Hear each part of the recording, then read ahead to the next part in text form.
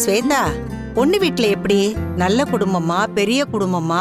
அது எங்க அம்மா இன்டைரக்டா பணக்கார குடும்பமான்னு கேக்குறாங்க. அதெல்லாம் வெல்த்தான ஃபேமிலி தான்.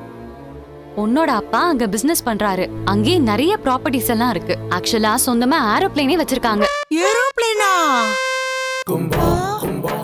ஏரோப்ளேனா?